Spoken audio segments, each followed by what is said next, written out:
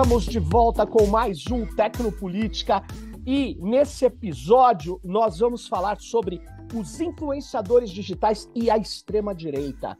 E para falar sobre isso, ninguém melhor que a Camila Rocha. Obrigado, Camila, pela sua participação aqui. Camila é cientista política, como eu, cientista político, e autora do livro Menos Marx, Mais Mises, o liberalismo e a nova direita no Brasil.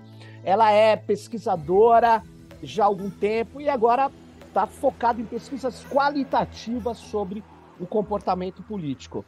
Bom, a Camila, ela também escreveu um artigo que tem esse nome, o nome do nosso episódio, Influenciadores Digitais e a Extrema-Direita Brasileira. Ela escreveu num esforço de pensar a democracia feita pela Fundação Heinrich Böll, que tem uma página que você encontra facilmente, a gente vai pôr o link aqui na descrição do episódio.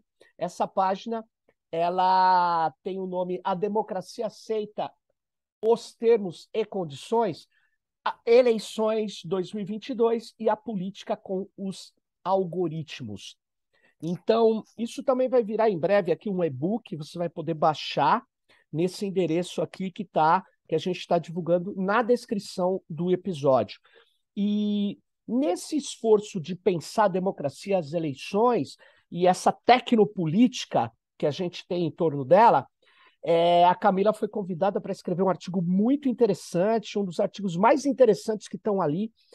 E eu queria começar com um trecho desse artigo, onde a Camila nos traz a informação que entre janeiro de 2019 e agosto de 2021, 11 canais do YouTube, eu vou repetir o número, 11 canais do YouTube, pró-Bolsonaro, que divulgaram informações falsas sobre urnas eletrônicas, arrecadaram mais de 10 milhões de reais. Eu estava até falando antes aqui com a Camila. Então, a extrema-direita também é negócio. Então, Camila, como é o modo operante ou como que eles trabalham, principalmente no YouTube, nas redes digitais, essa extrema-direita? Obrigado pela sua participação aqui. Não, obrigada pelo convite, Sérgio. É um prazer falar aqui com Tecnopolítica. Então, na verdade, assim, hoje, né, porque isso é uma coisa muito atual, né, a questão da monetização mesmo, né, das redes, né, o crescimento desse fenômeno, na verdade, é bem recente. Então, sim, o que acabou acontecendo foi que, quer dizer, no começo, obviamente, né, as pessoas faziam isso, assim, por exemplo, não sei se as pessoas vão lembrar no Facebook, né, mais ou menos ali em 2012, 2013, tinha aquelas páginas lá, né, Bolsonaro zoeiro, tal, que foi da onde saíram os rapazes que hoje estão no gabinete do ódio. Naquela época, não tinha, né, essa monetização de conteúdo, era uma coisa meio de militância mesmo, de zoeira, tal. Só que aí, quer dizer, nos últimos anos isso foi ganhando uma outra dimensão por conta dessa possibilidade, principalmente do YouTube, mas não só, né, da você realmente ganhar dinheiro com conteúdo. Então, e aí não é só ganhar dinheiro com anúncios, mas também com a venda de produtos, né, com aquela coisa que a gente vê, por exemplo, nos podcasts, né, de você quer fazer uma pergunta, quer fazer uma intervenção, aí você vai dar um dinheiro ali, né, pro canal, para a pessoa, tal. Então tem várias formas hoje que você consegue, né, arrecadar. E aí, qual que é o ponto? O formato, na verdade, de comunicação, para você conseguir ganhar mais dinheiro, ele é um formato específico, porque ele tem que chamar a atenção das pessoas e tem esse formato de meio teoria da conspiração. Tipo, olha, veja o que você está perdendo, veja o que a grande mídia não te fala, veja o que... E isso justamente... Olha, eu estou deixando de fazer isso, gente. Sim, tem uma forma específica, né? Que é você... conteúdos, por exemplo, que geram, né, medo, que meio que você fica ansioso para ver, você fica querendo saber. Então, às vezes, por exemplo, você vai ver um vídeo, né? Você fica lá 5, 10 minutos, 15 minutos vendo o vídeo, o cara só vai falar o título do vídeo no final e ainda uma informação, assim, meio, né, xixelenta, mas, assim, ponto é que prende a sua atenção. E aí, o que acaba acontecendo? Esse é o mesmo formato de comunicação da extrema-direita, dos bolsonaristas. Então, você é fome com a vontade de comer, né? Você junta as duas coisas.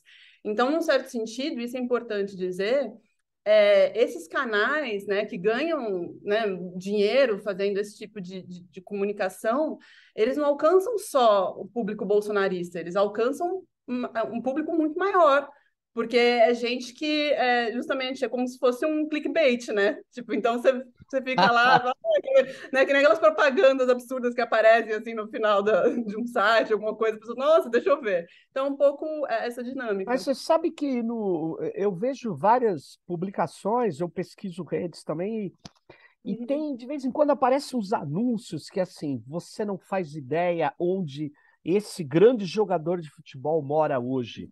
Essa grande atriz, olhe a vida que ela tem.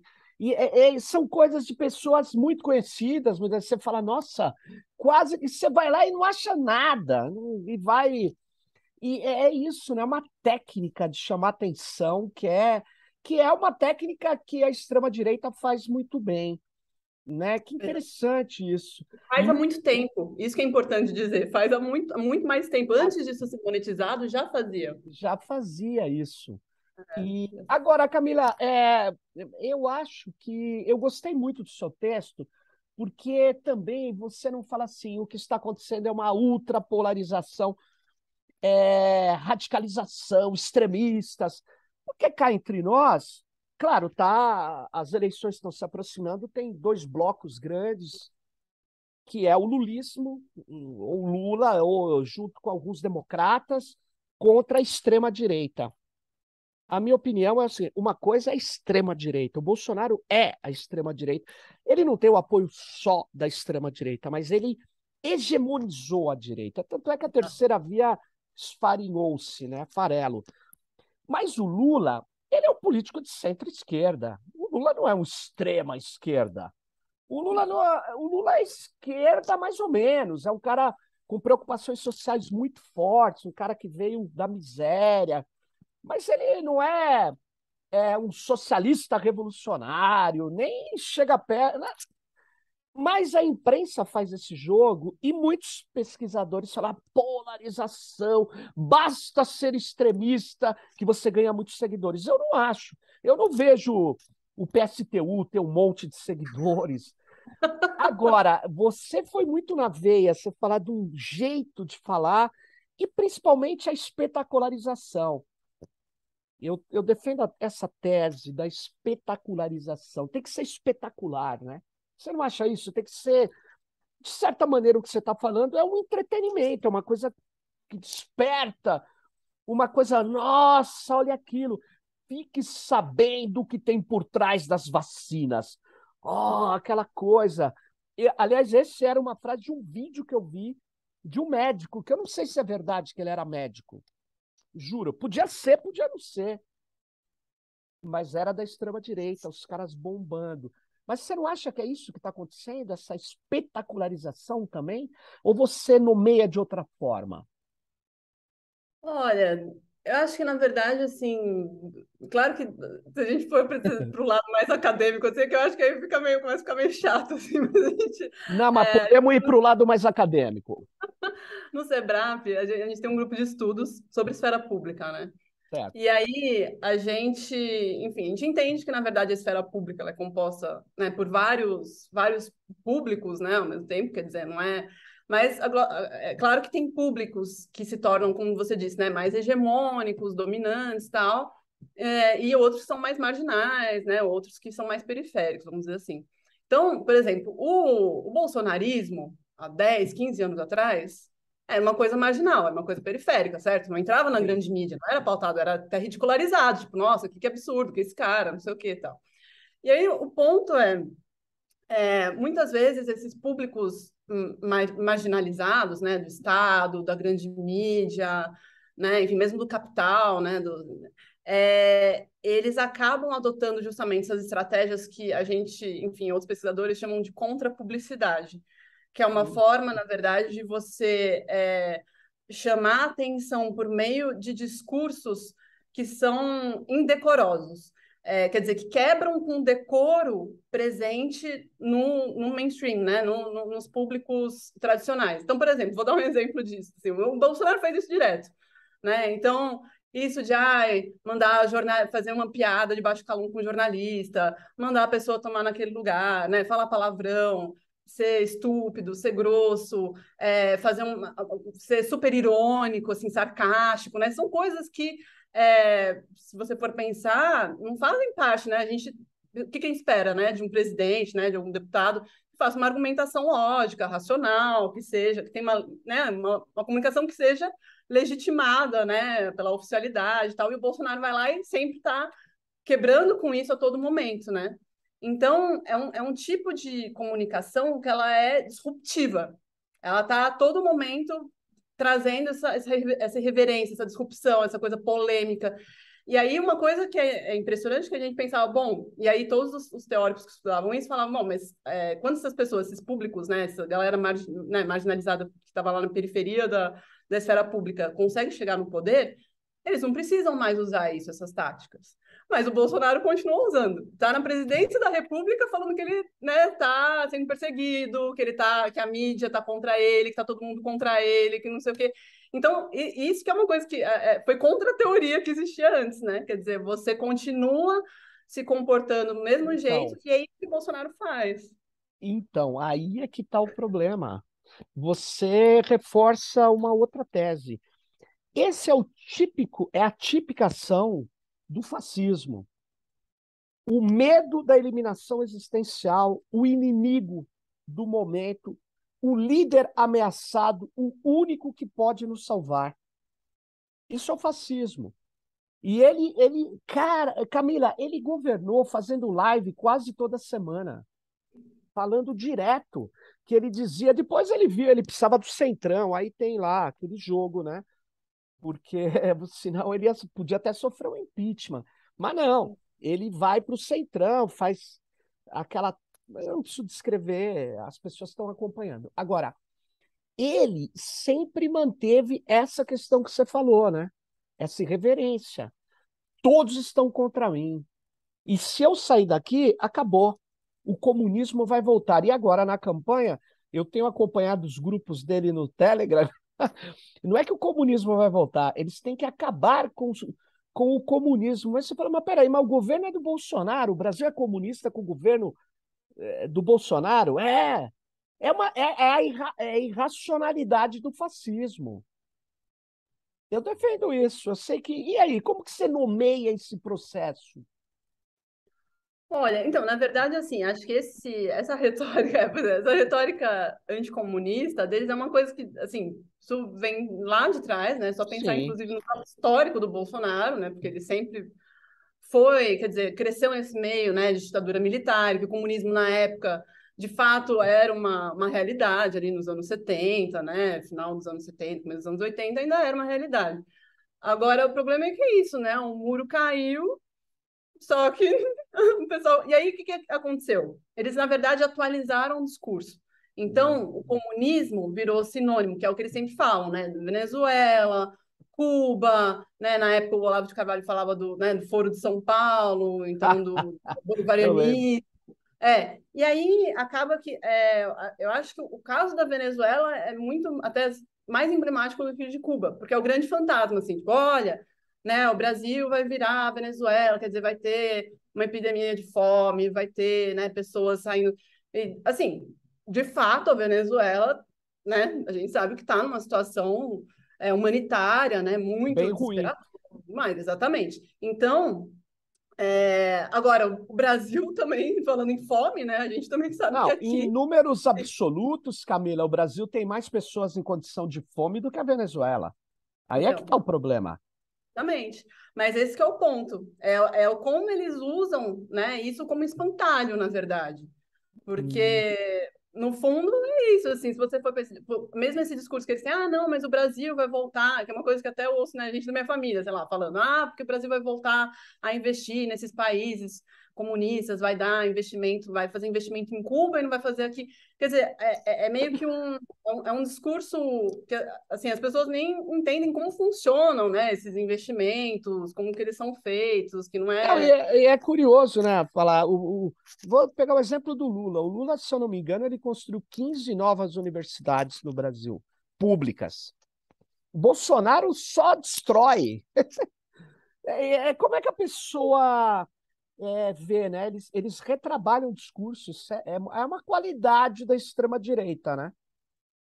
Na verdade, assim, eles têm meio que um discurso único, uma linha mestra, e aí eles vão Ah, ajustando vários outros discursos sempre, eles vão também testando, né? Então, o que pega, e aí eles reforçam.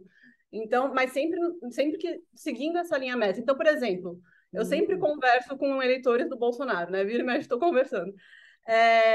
Ele sempre tem argumentos para tudo e sempre parte, por exemplo, tem vários que partem do princípio que é, olha, ninguém deixa o Bolsonaro governar. Então, se ninguém deixa ele governar, como é que ele vai fazer as coisas? Ou ainda, por exemplo, não, na verdade, o Brasil está muito melhor do que as pessoas pensam porque a grande mídia esconde. Então, por exemplo, se você pega, tem um vídeo do pessoal do Pânico falando isso. Eles vão lendo várias notícias, assim, é até engraçado. Eles vão lendo várias notícias. A inflação diminuiu, mas, por outro lado, uma coisa muito ruim aconteceu, sabe? Então, eles vão jogando com isso, assim. O que que a mídia está escondendo de você? Então, olha, tá vendo? O país está muito melhor do que você acha, é que a mídia está escondendo. cara, eu tô até notando isso. Sabe por quê? Você me deu uma ideia. A mídia está escondendo, mas não consegue esconder o preço da cenoura na feira. Não consegue o estelionato eleitoral que ele está dando, reduzindo alíquotas, algumas para zero, de alguns impostos no combustível até o final do ano, que impacta nos transportes, que faz cair o IPCA do IBGE que ele tanto criticou. Quer dizer, é uma operação de estelionato eleitoral com data para acabar e depois explodir de novo.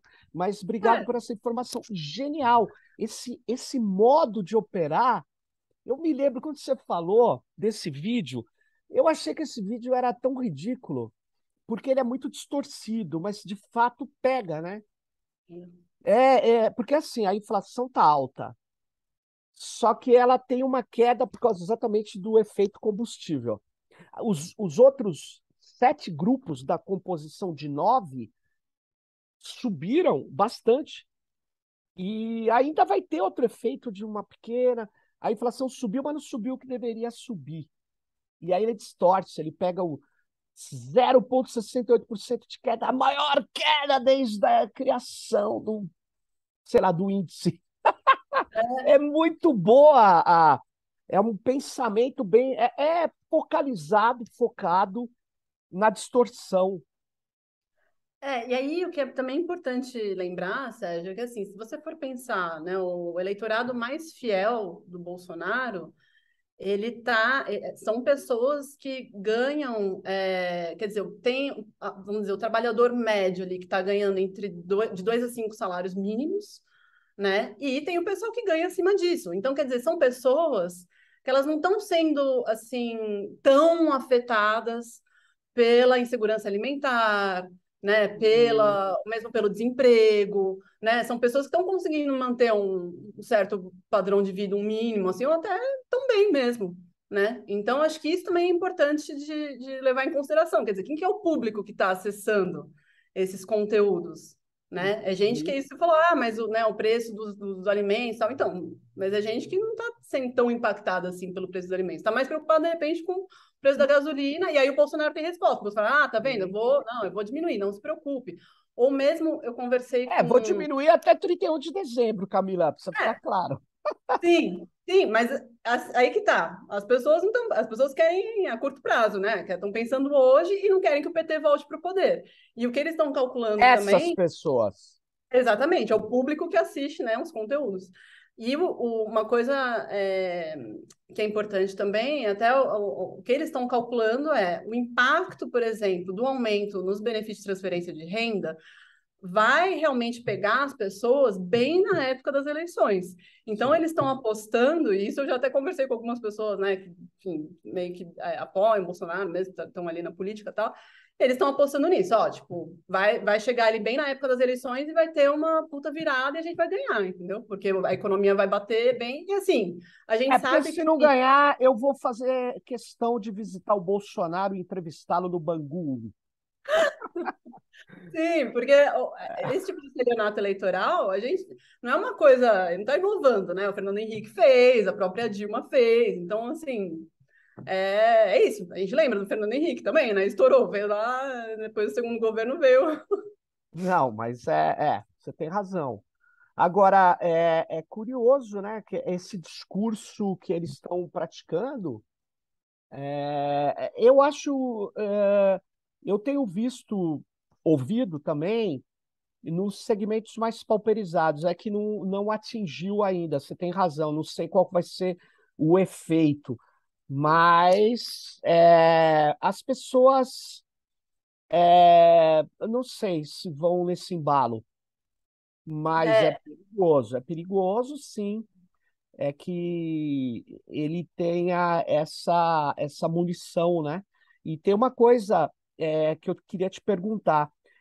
Você acha mesmo que ele tem essa força grande nessas pesquisas que você faz com o pessoal religioso, mais adepto de religiões, sei lá, pentecostais? Ele uhum. consegue hegemonizar essa religião, é isso? Por causa dos pastores ou por causa do seu discurso?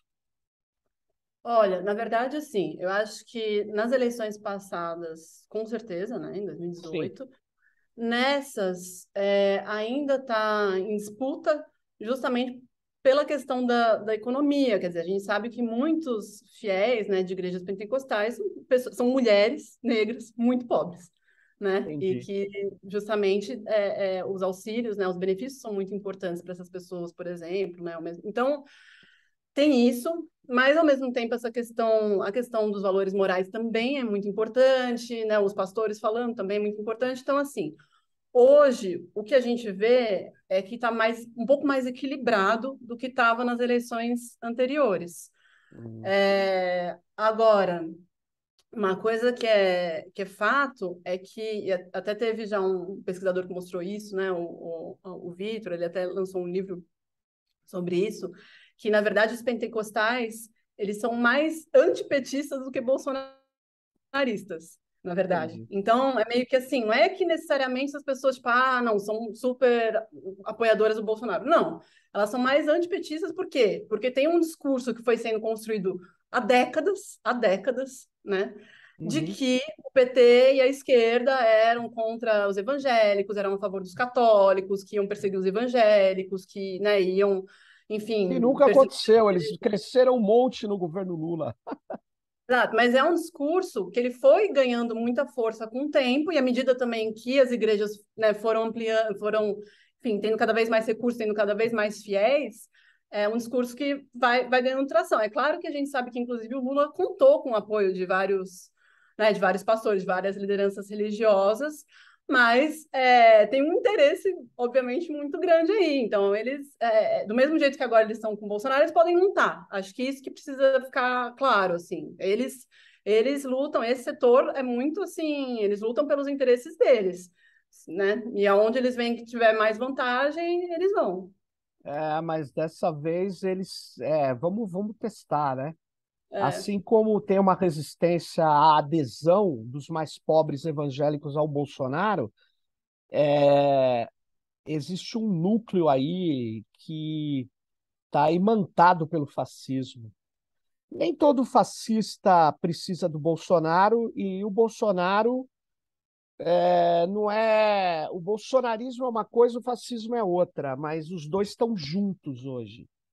E, e a história vai nos provar como vai acontecer. Porque tem algumas contestações da ideia de que o bolsonarismo é fascista, porque ele não está baseado em partido político, o fascismo teria. Mas hoje, as redes digitais, era o que eu queria te falar, faz muito o papel do mediador que antes era da figura do partido. O organizador coletivo, usando a expressão do Lenin no que fazer, o organizador coletivo não é mais o partido. Não precisa. O organizador coletivo são canais, são sim. estruturas digitais. Você acha que isso faz sentido? Eu acho que faz, eu acho que inclusive tem gente pensando, né, nesses termos, assim, acho que o Marcos Nobre, se eu não me engano, nesse livro novo dele, Marcos fala Nobre, em interessante. partido digital, também o Rodrigo Nunes, né, pensando na questão de organização, por exemplo, acho que ele fala liderança distribuída, por exemplo, acho que faz algum sentido, assim, para a forma como eles também se organizam, assim, dá para pensar, sabe?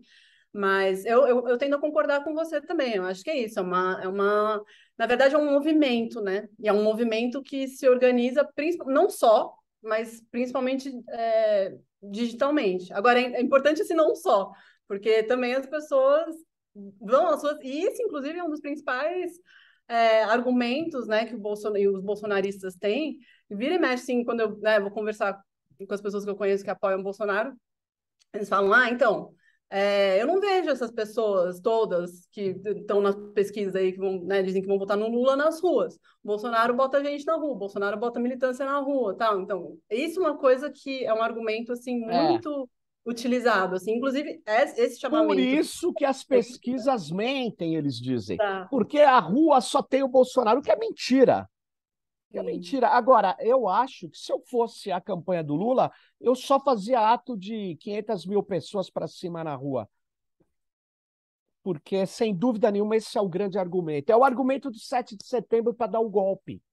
Isso, exatamente. Olha só quantas pessoas estão na rua.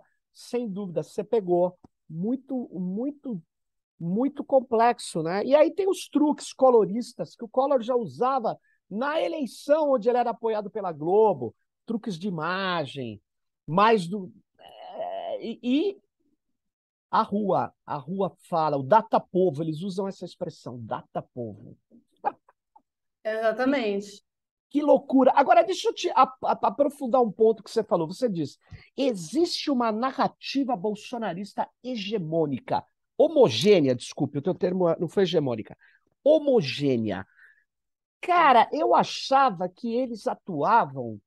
Claro, tem lá os valores, alguns que são cruciais, mas eles. Ó, a semana passada eu tive uma. Um cara me repreendeu, um bolsonarista, dizendo que esse negócio aí de armas, isso é um absurdo a violência, o PT que faz. Eu falei, amigo, o Bolsonaro é o cara das armas, mas eles têm discurso para todos. Eles não precisam ter um discurso único. Agora, e por isso que eu queria entender o que você chama de homogêneo. Então, na verdade, assim, existe vamos dizer, um tronco discursivo, que é o principal. Ah, boa. Daí você pode derivar várias coisas. Mas tem, assim, isso, cara, eu e a Esther Solano, a gente vem entrevistando o Bolsonaro desde, né, 2017, sei lá, e é impressionante, Sérgio, como não muda. São as mesmas coisas, tipo, 5 anos, sei lá, quase de pesquisa, e é a mesma coisa. Então, por exemplo, isso que eu tô te falando, né? Ah, não. Primeiro, Bolsonaro é honesto, ele passa a verdade, ele fala a real, ele não é manipulado pelo marketing, né? Ele fala o que ele pensa mesmo, não sei o quê. Isso é uma coisa que permanece desde aquela época. Outra coisa, ele é perseguido pelas instituições, pela mídia, também permanece, a mesma coisa. Outra coisa, ele preza pela ordem, então coisas militares, e não sei o quê. Claro, a gente não está entrando no mérito se o governo dele tem ordem, não é isso. Mas essa ideia de ordem na sociedade. E aí isso também está associado, parece associado à defesa dos valores familiares tradicionais. Então, o que acontece? Para uma pessoa, para um eleitor típico do Bolsonaro, um apoiador típico, como que essa pessoa vê a sociedade hoje, e a esquerda, enfim, o PT? Ela entende assim, não, ó, tá tendo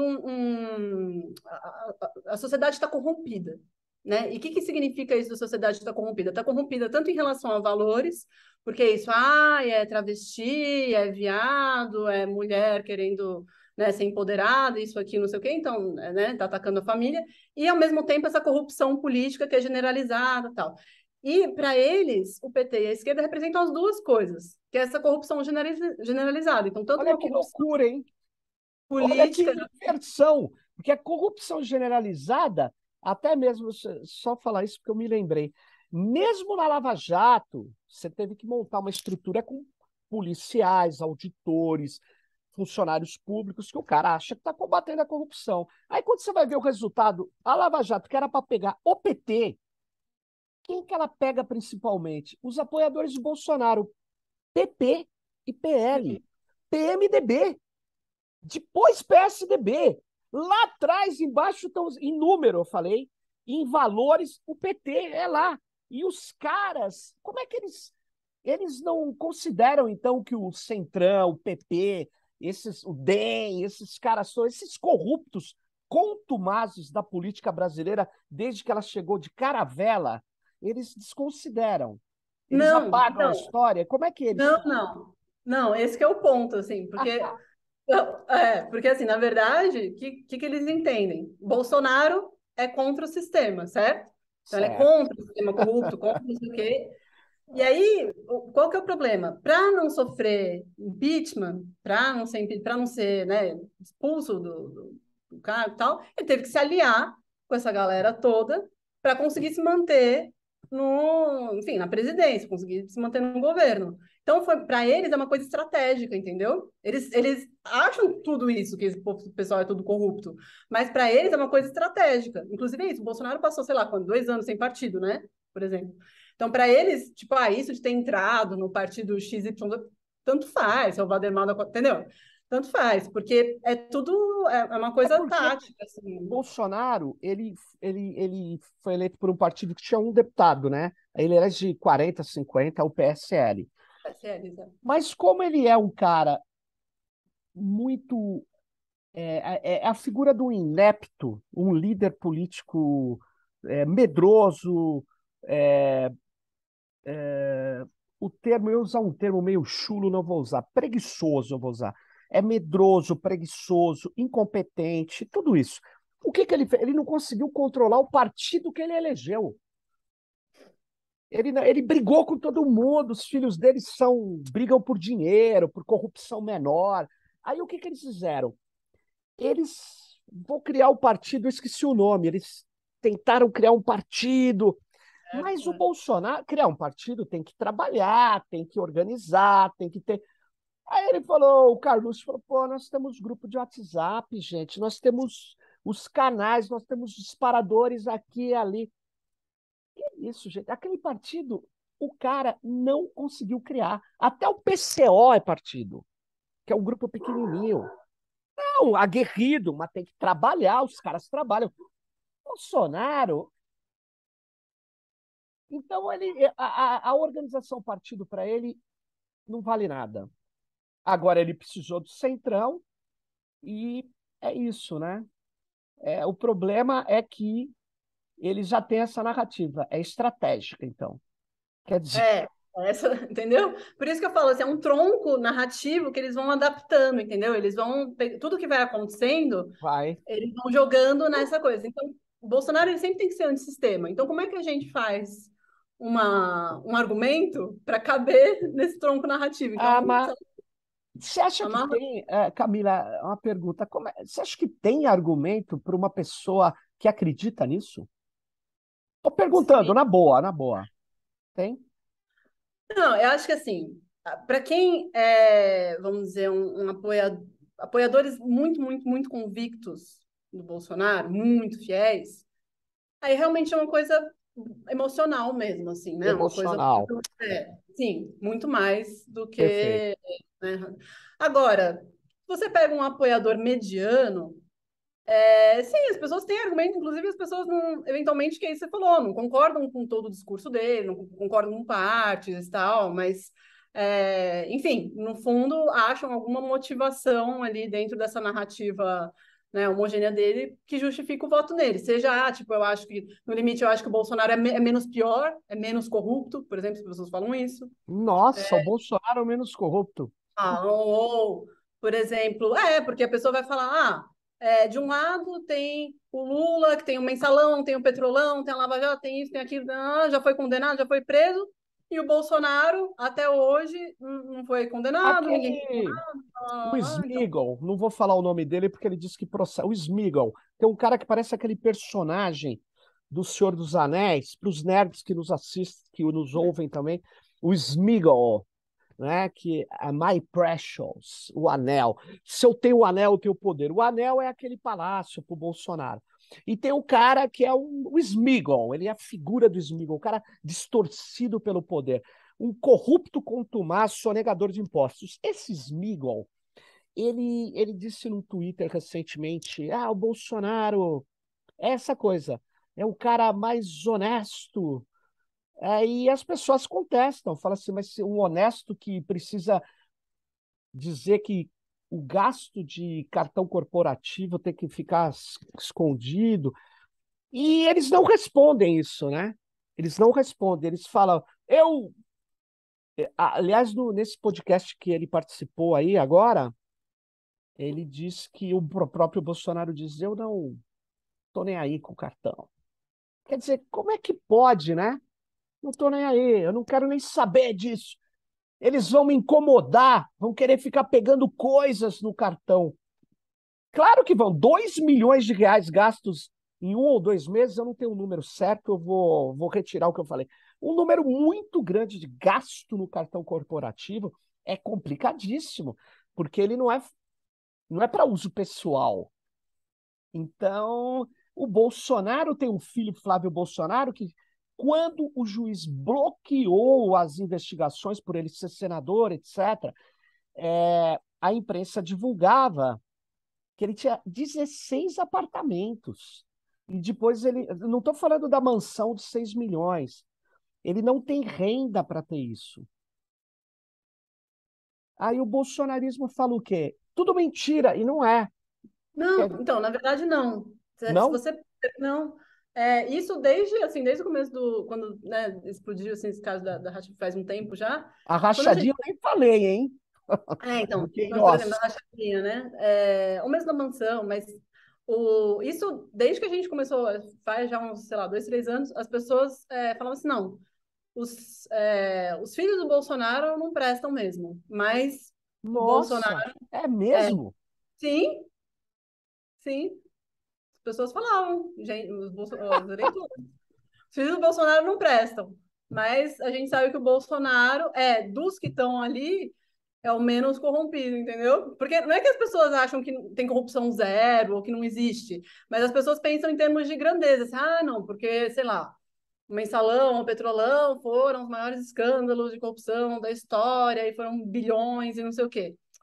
Se o cara tem uma corrupção ali de, sei lá, quantos milhares de reais, tipo, entendeu? As pessoas fazem esse Entendi. tipo de comparação para você entender. Que loucura! E no YouTube, você falou, nesse seu artigo, de 450 canais bolsonaristas. É isso? É mais que isso, né? Então, na verdade, assim, tem um pessoal da Novelo que faz esse mapeamento, né, há um Sim, tempo já, um pessoal muito profissional, muito legal o trabalho deles, é legal acompanhar. sim. E, assim, eu sei que é muito. Porque qual que é o problema? É até difícil de medir isso, porque o pessoal, às vezes, né, surge um canal, aí logo depois já não tem mais, né, tiram do ar, tal, ainda mais depois com toda a evolução, né, do inquérito das fake news também. Mas, assim, inclusive tem muito essa dinâmica, sabe? Até por isso que, às vezes, as pessoas perguntam, mas no final, né, isso adiantou, né, vamos dizer assim, ó, toda essa limpa que, né, tentaram fazer e tal. Na verdade, isso é questionável, justamente por conta disso, assim, porque você, ao mesmo tempo que, tudo bem, um canal desaparece, mas outro aparece no lugar, né? Ou mesmo os conteúdos que um canal tinha, tipo, são salvos e depois são replicados de alguma outra forma. Então, assim, eles sempre vão se adaptando, né? E aí, como a gente disse no começo, por conta da monetização, vale a pena o risco, né? Vale a pena você correr o risco porque você ganha uma grana mesmo, né? Você, assim, você toparia por, sei lá, 2 meses ter um canal tal para falar um monte de barbaridade, tal, de absurdos, mas em 2, 3 meses você ganha não sei quantos mil reais? A pessoa topa, né? E tem uma. Você acha que tem uma indução agora para esses YouTubers? Seriam os novos grandes cabos eleitorais de hoje? Os influencers? Olha, achei interessante essa coisa de pensar como cabos eleitorais, né? Porque, Sim, de fato, assim, é uma coisa que até acabei uma pesquisa recente agora com jovens, né, sim. sobre influenciadores. E o que eu achei muito interessante é que, assim, todos eles, claro, né, você nunca quer pensar que você é influenciado, né, óbvio. Mas, então, todos eles falam assim, ah, não, porque os jovens têm comportamento de fã, né? E aí acabam seguindo o que, sei lá, a Anitta falou, o que o, sei lá, Gustavo Lima falou, né? Meio de forma crítica e tal. E aí todo mundo falava assim, não, você tem que... O que é importante é você, tudo bem, falar que você apoia tal candidatura, mas falar o porquê você está apoiando, né? Falar as Hum, causas, falar... E aí, com isso, promover um debate, porque qual que é o problema, na verdade, né, dos posicionamentos para essas pessoas que eu entrevistei, é que acaba ficando uma dinâmica muito superficial, uma dinâmica de fandom, né? Então, sim. é isso. Você defende o seu ídolo, né, a pessoa que você gosta lá, com unhas e dentes de qualquer coisa, e aí a pessoa, né, fala, ah, vou votar em tal, e aí você fala, ah, que legal, vou votar também. E aí é isso que eles estavam reclamando. Mas assim, eu acho que tem sim um impacto bem grande. Inclusive, é só a gente pensar, por exemplo, né, até no texto da Henriette Boll, eu falo, né, por exemplo, o bolsonarismo ele consegue entrar de alguma forma, né, penetrar em vários nichos, né? Então, por exemplo, né, dos gamers, o pessoal que gosta de criptomoeda, o pessoal que gosta de ver coisa de investimento, pessoal que gosta, tem um monte, né, vários influencers que também são cristãos e conservadores, que são antifeministas, então, assim, do agro, né, tem um monte de influenciadores. Nossa, o agro é popíssimo, cheio de... Exatamente. E com muita grana, não só de monetização, tem essas empresas do agro que tem os agroboys, influencers, cara, tem razão. Mas desculpa, eu te cortei, vai lá. Não, imagina. Então, assim, não, eu acho que nesse sentido, sim, dá para pensar do mesmo jeito que, né, a gente estava falando da coisa do partido digital, né, que é o movimento digital, que você, no limite, o partido tradicional acaba virando só uma coisa que você usa ali, né, e depois descarta, que não interessa tanto. Eu acho que nesse sentido também. Claro que o bolsonarismo ele tem, sim, uma militância que, de novo, também não é organizada da forma tradicional, como a gente Uhum. imagina, né? Uma militância organizada, mas que, vamos dizer, é organizada de uma outra forma, né? E eu acho que sim, nesse sentido, os influenciadores podem sim atuar como uma espécie de cabo de Cabos. trás, com certeza. Sim, de forma mais É, explícita, né? é Sim. que quando eu pensei nisso, porque o cabo eleitoral, tem aquele cabo eleitoral que tem de vários tamanhos na política. Na política anterior, né? Política mais pré-internet. Mas na política atual, pós-redes sociais online, porque na blogosfera também não era assim, mas quando vem essas redes verticais vai ganhando força, esses cabos eleitorais, eu imagino que eles recebam dinheiro também para fazer o que eles fazem. Não só da monetização da plataforma, entendeu? Mas eu não entrei nesse circuito, é uma imaginação. Você tem indícios que eles recebem? Porque eu vi, na hora que você fala, a Secom pagou um influencer, ele fala, não, pagou via o esquema programático, a Secom não pagou diretamente. A Secom pode não ter pago, mas os bolsonaristas do dinheiro, que Sim. tem uma campanha, no meu modo de ver, distribuída, esses empresários bolsonaristas, eles pagam. Você Ah, tem indícios?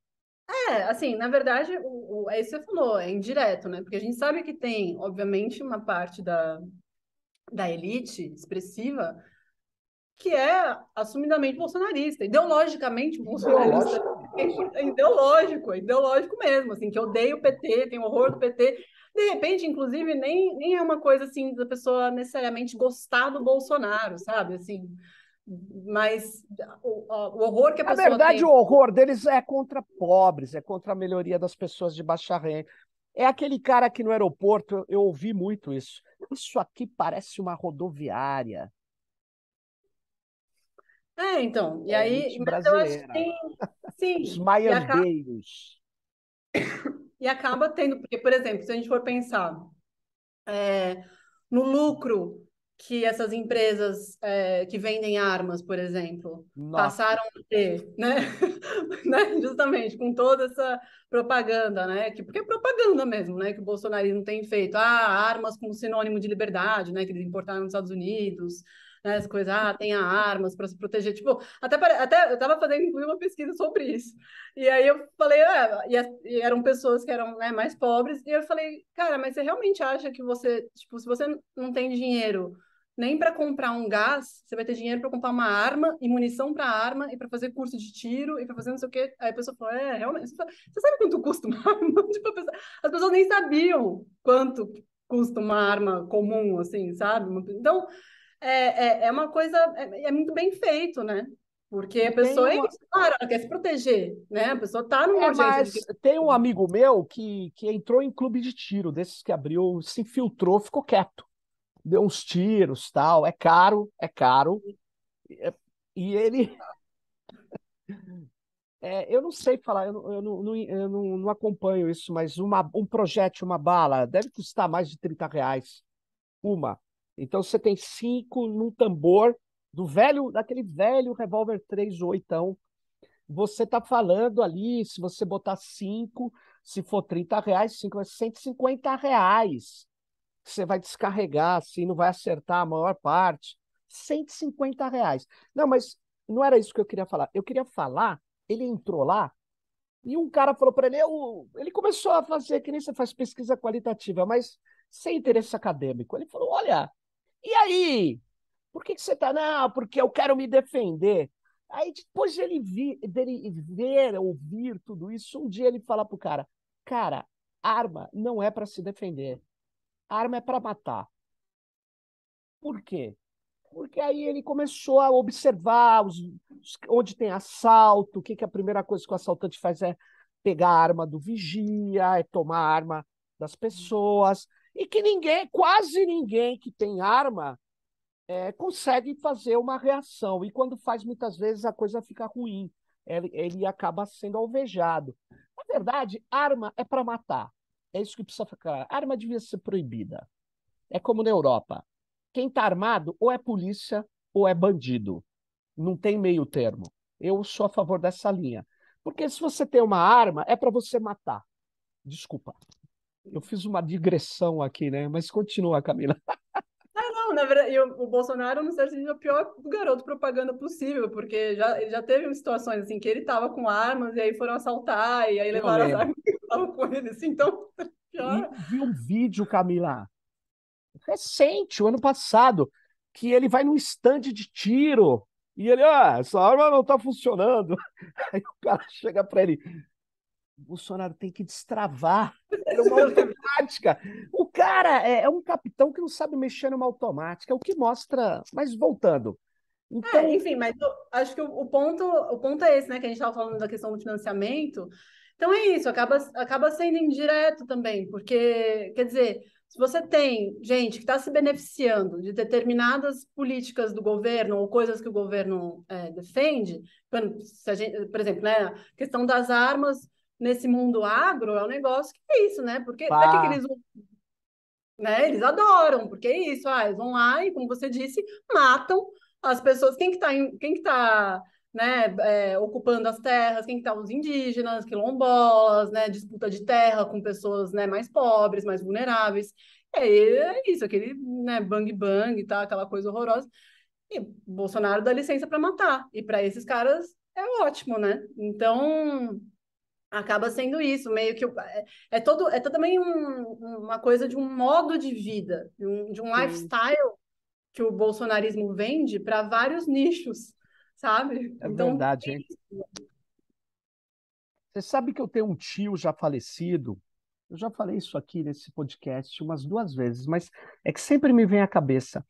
Ele era um cara assim, estaria apoiando o Bolsonaro. Era um cara que não gostava de estudar, criticava quem estudava, falava sobre tudo, tinha opiniões enviesadas. Era um cara que, por ter uma certa dificuldade, ele odiava mulheres bem-sucedidas. É o bolsonarismo, cara. Que loucura, né? Então, o bolsonarismo ele articula não só grupos sociais e econômicos com interesse, articula a frustração, é uma pulsão de morte. Lamentável, hein?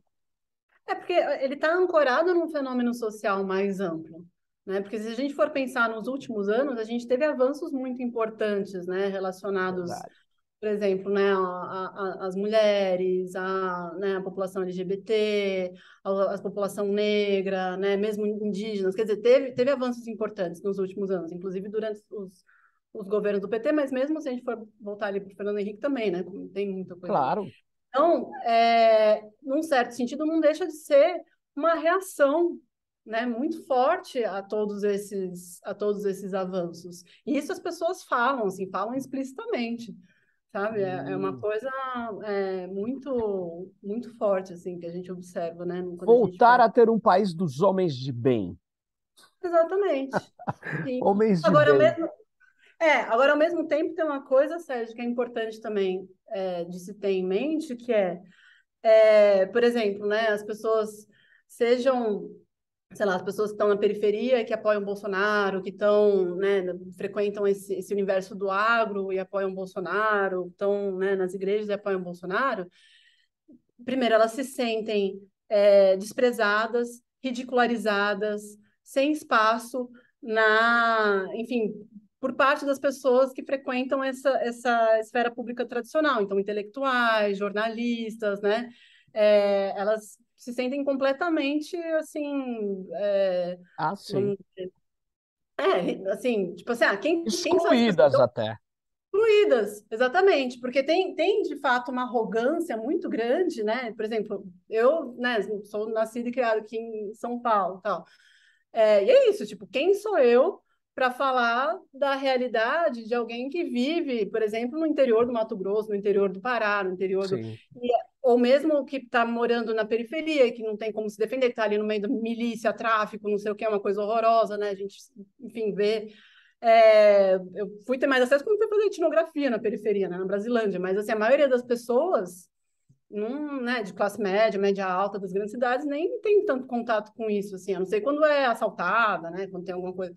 Agora, então, eu acho que isso também que é importante para as pessoas entenderem essa desconexão entre esses mundos, essa falta de comunicação total. Então, é isso. Eu lembro que uma vez eu estava conversando com pesquisador que eu conheço, professor universitário, e aí ele, enfim, fazia pesquisa de meio ambiente, sempre ia, né, para o Pará, para o Mato Grosso, para umas áreas mais remotas, e a galera falava, mas tipo, quem que é você? Você nunca pegou numa roçadeira na vida, vem esse pessoal de ONG aqui, que nunca nem sabe onde é aqui a cidade e tal, e vem falar abobrinha, vem querer falar o que eu tenho que fazer, que eu tenho... E as pessoas falavam, vocês já têm todo o desenvolvimento que a gente quer ter. Por que que a gente não pode, por que que a gente não pode, eles falam, né, limpar a terra, né, não é desmatar? Por que que a gente não pode limpar a terra? Por que que a gente não pode criar nosso gado aqui? Por que que a gente não pode ter o mesmo que, ou uma coisa parecida com o que vocês têm lá? Por que que a gente não pode ter shopping aqui? Por que que a gente não pode ter asfalto aqui? Por que que, né? Então, tem isso também. Mas é preciso enfrentar esse discurso, né?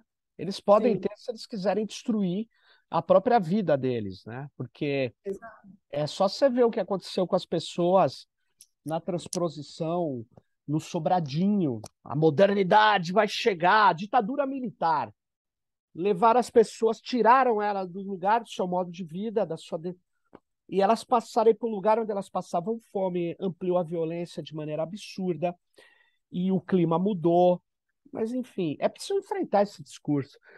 Quando eu vejo assim, tinha dois bairros. Um era Cangaíba, se eu não me engano, ainda existe, e o outro é São Miguel Paulista. Um votava no Maluf, Cangaíba, e o outro votava no PT. Aí você vai ver o seguinte: um tem organização, tem explicação, tinha movimento e tinha uma melhoria maior do que o outro, que era malufista. Mas tem muito de trabalho social, de discussão, de organização, de auto promoção de valores que são comunicativos, né? Eu não, eu quando, sei lá, eu montei um projeto uma vez no governo Marta dos telecentros de São Paulo. Bom, resumindo, um dia e a gente montou conselhos gestores de verdade, cada um era diferente do outro, porque tinha a seguinte ideia, né? Que para um equipamento funcionar bem, tem que ter o povo olhando. Porque quebra uma máquina, putz, os caras enchem o saco até trocar, porque tem um conselho, tem uma legitimidade. E isso é, ao contrário de alguns tecnocratas, acho que o povo participando me atrapalha. Para mim, me ajuda, faz funcionar melhor, etc. Mas tem confronto. Um dia eu Claro. vou lá, num telecentro, eu acho que era até de São Miguel Paulista. O administrador regional, na época, não tinha subprefeito ainda, eu acho. Não, não tinha. O administrador regional, pô, o conselho veio aqui e tal, e a gente vai lá. Sabe o que acontece? Eles falaram, tem que acabar o uso livre do telecentro. O uso livre é o... Vai o menino lá, usa para o que ele quiser durante um período de tempo. Tem que só ter curso profissionalizante. Aí eu fui lá e falei, sou contra. Debate. Cara, foi um debate pesado. Eu falei, a sua concepção é autêntica. Eu estou falando agora para você, Camila. Eles tinham uma ideia muito séria. Eles queriam preparar os filhos dele para o mercado de trabalho. E aí eu dizia, o que vocês estão fazendo aqui não vai preparar nunca para o mercado de trabalho. Naquele período que eu estava falando com eles, eu não tenho a estatística da cabeça, tinha 180 mil pessoas com alguma formação informacional, computacional, que estavam desempregadas. E o menino dele só vai aprender a ter destreza no computador se ele usar para o que ele quer. Como o meu filho, ele nunca fez curso de Windows, até porque aqui na minha casa não tem Windows. Ele não fez curso. Ele aprende usando para o interesse. Cara, foi uma pancadaria. Mas eu não é o povo que diz isso. Não, você tem que dialogar. Por isso que eu Não. queria dizer isso. Eu não concordo. Ah, porque se eu asfaltar a Amazônia, não. Vai ser o lixo da Amazônia. Vocês têm que ganhar com aquilo que a Amazônia tem de melhor, que é a diversidade. Eu acho que tem que fazer esse enfrentamento. E, é claro, não com arrogância. Você tem que descer lá e discutir Exato. de igual para igual. O que é difícil. É difícil, tem muita arrogância. Todos nós, eu estudei não sei aonde.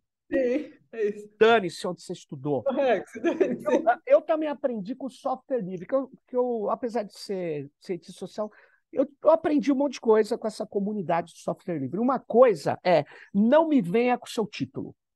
Isso. Ou você sabe fazer, ou você não é nada.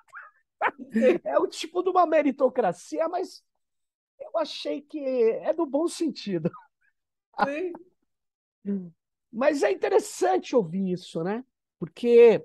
E você tem algum destaque que você acha que tem uma chave que a extrema-direita não tem como responder?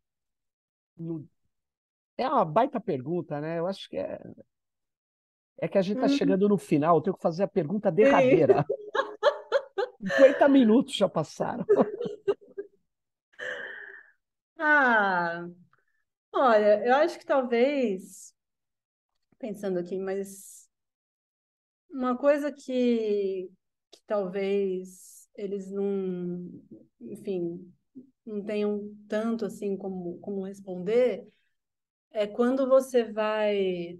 Bom, acho que primeiro, acho que a questão, a gente sabe que a questão da pandemia, da desumanidade do Bolsonaro É é nítido algo para eles? é, é uma coisa que pega, Pegou. principalmente para as mulheres, mas também entre homens. Então, aí eu acho que é uma coisa que é pesada mesmo, assim. E aí, se a gente for pensar até, né, a gente está falando de valores, né? Quando você vai para a questão mesmo, né?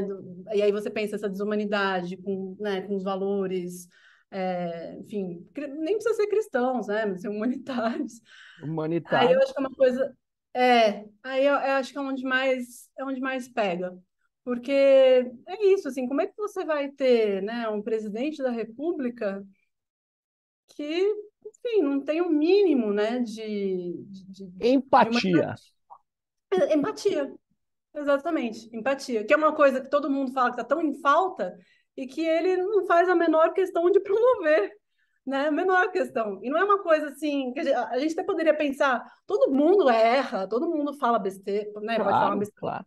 mas a gente assume, né? A gente espera de uma liderança que assuma os erros, eventualmente peça desculpas, fala, ó, eu errei, eu falei alguma coisa que não devia.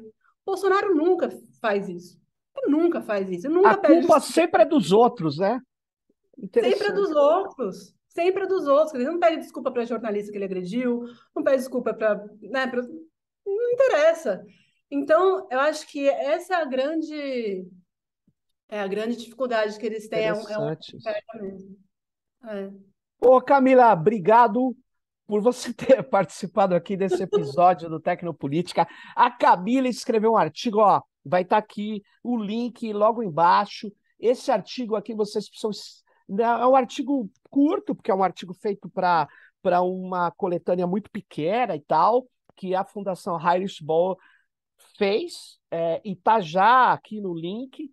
O artigo se chama Influenciadores Digitais e a Extrema-Direita Brasileira. Não deixe de ler. Muito legal. Obrigado, Camila. Camila deu esse tempo para a gente aqui e eu agradeço muito. E é isso. Se você quiser falar mais alguma coisa para a nossa audiência. Não, eu queria agradecer muito, Sérgio, o convite, e eu acho que, enfim, deixar essa reflexão aí, né, de pensar, na verdade, né, enfim, nas pessoas, de forma geral, de forma mais humana, mais empática, né, mesmo quem não concorda com a gente, porque, olha, às vezes conversando, de forma aberta, a gente consegue muita coisa que a gente nem imagina. Então, assim, Boa! Muito legal. Obrigado, Camila. E você que está aí nos ouvindo ou nos vendo no videocast, vá lá, dê um clique aí pra gente, driblar os algoritmos do YouTube. Mas mesmo que você não dê um clique, dá uma curtida, divulgue, vamos nessa. E fique ligado no próximo Tecnopolítica. Bye, bye. Tchau.